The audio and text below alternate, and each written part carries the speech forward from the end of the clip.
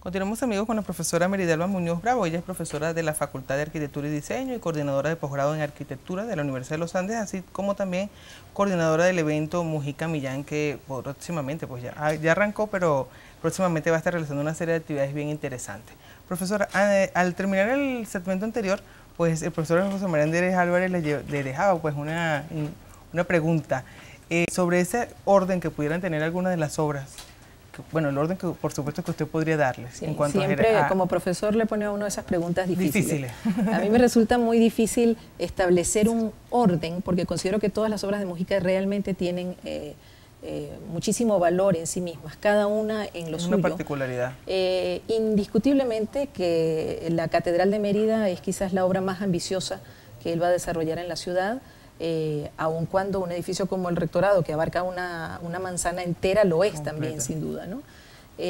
Pero estarían los tres edificios que están en el centro, en torno a la Plaza Bolívar, la catedral sin duda, en orden además fue esa construida en principio. Bueno, se construyeron luego simultáneamente, porque arrancó una primero, pero fue una cadena, y al final, como la motivación de muchos de esos trabajos fueron la conmemoración, la celebración, en ese caso no conmemoración, celebración de los 400 años de fundación de la ciudad, pues entonces motorizaron una cantidad de proyectos y todos estos se enmarcaban un poco dentro de eso. El Rectorado de la Universidad es una obra magnífica, magnífica porque además, como lo veíamos un poco en el video, esa capacidad que tuvo Mujica de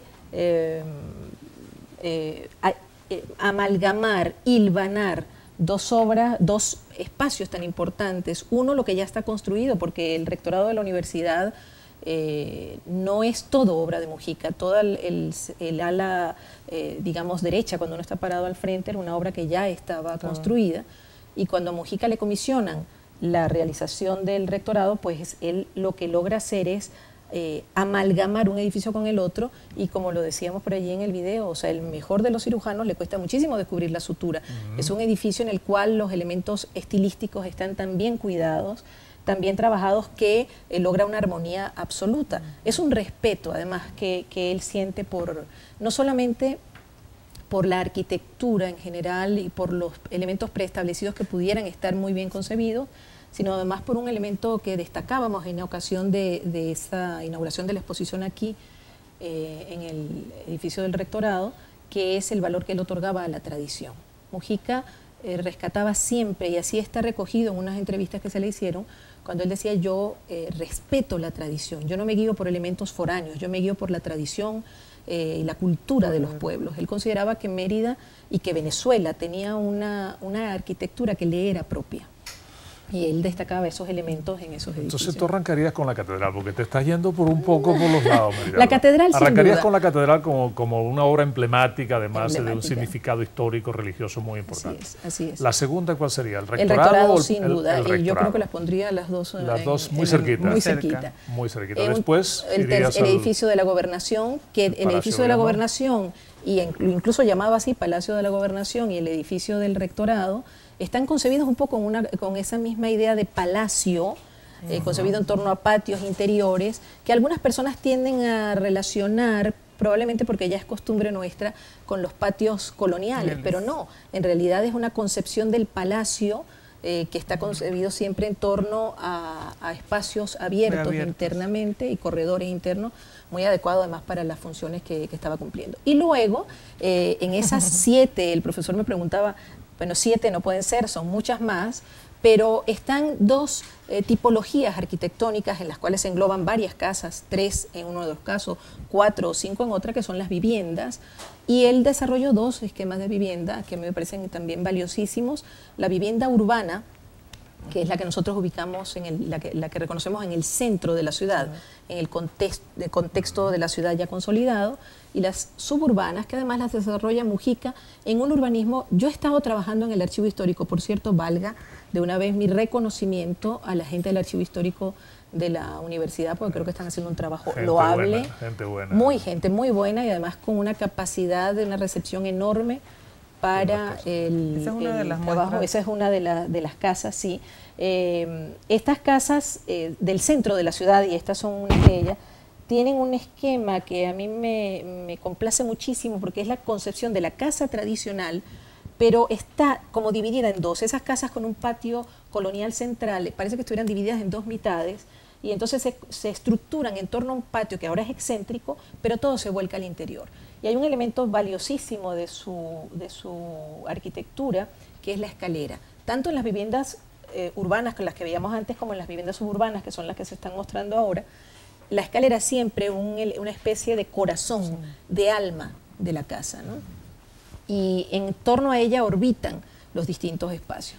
Cada casa, ahí se pueden ver, cada casa es una cosa distinta. Hay elementos que se convierten de alguna manera en elementos distintivos de su arquitectura, unos zócalos, unas torres mirador, que por cierto son propias de la arquitectura española inclusive, y esta que es su casa de habitación, esta es la casa que él diseñó para él, estaba concebida con formas un poco más puras, más vinculadas con lo que él hizo en Caracas en su primera etapa. También hizo en Mérida otras obras importantes, dentro de esas 7 que el profesor me decía, qué tarea tan difícil. Es para que no te complicaras mucho, ¿no? Sí, sí. Estaba el seminario, que era una de las edificaciones que veíamos allí, el seminario, que además tuvo una historia muy particular. Yo me metía en los archivos, indagaba en los periódicos de la época, y era una lucha enorme para tratar de conseguir recursos para que se construyera el seminario.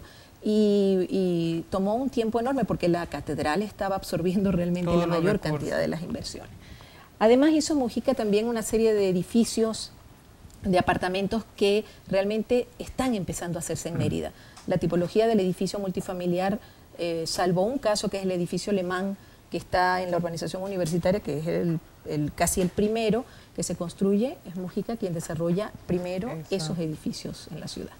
Pudiéramos decir que lo que Villanueva es a la central y a Caracas también, pudiera ser de Mujica a Mérida, de la Universidad de los Andes. Hay un paralelismo ahí en el terreno arquitectónico, en el sentido de pertenencia, en la importancia de la transformación que tomó esa ciudad pacata, colonial todavía, y la pone con esa arquitectura en el siglo XX. Sin duda que sí, aún con sus diferencias de enfoque.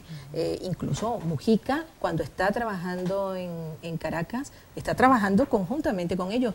Mujica incluso participa en la fundación de la Sociedad Venezolana de Arquitectos con Villanueva, con Guinán, con Wallis, con una serie de arquitectos de esa primera etapa, y sin duda que cuando Mujica se viene a Mérida, se va a convertir en el arquitecto de la ciudad, se va a convertir en el mejor exponente de la buena arquitectura.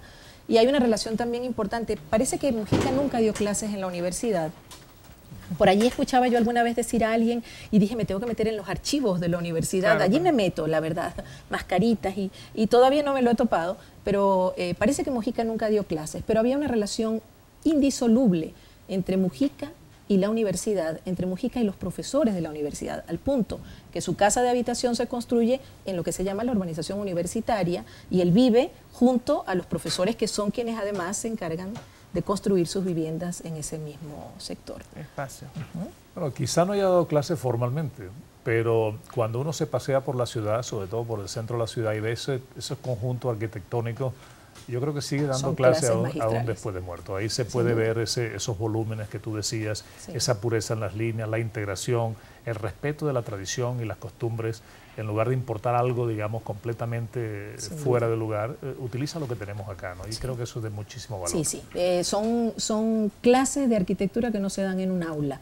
Son clases de arquitectura que se están dando en el espacio construido. Además de ser un objeto de admiración, por supuesto, también motivador. Así es. De esas casas que veíamos antes, me comentabas que la casa de los Gabaldón, donde funciona el PAD actualmente. Es una casa emblemática, y que además hay que tener mucho cuidado por todo lo que tiene que ver con la preservación de ese patrimonio histórico. Háblanos un poquito de eso. Sí, la casa Gabaldón, para fortuna nuestra, para fortuna de la universidad, pues la adquirió la universidad.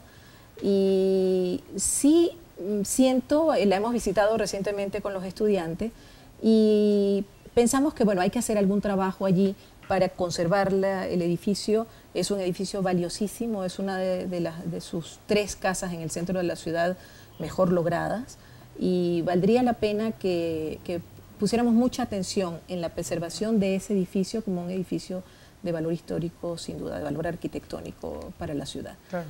No solamente es esa, luego tenemos también la casa de Pablo Celis, que la universidad no la ha adquirido, ojalá lo pueda hacer en algún momento, quisiéramos que se quede con todas ellas, porque este tema del patrimonio es importante porque todavía no lo hemos comprendido en su justa dimensión.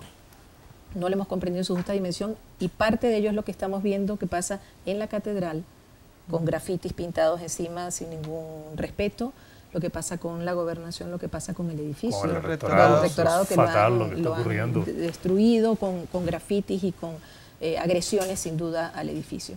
Realmente creo que la universidad tiene dos elementos importantes ahora construidos de la obra de Mujica, y creo que si la universidad se aboca a la conservación, al buen cuidado, al buen hacer en esos edificios, vamos a ser artífices de la conservación patrimonial, sin duda.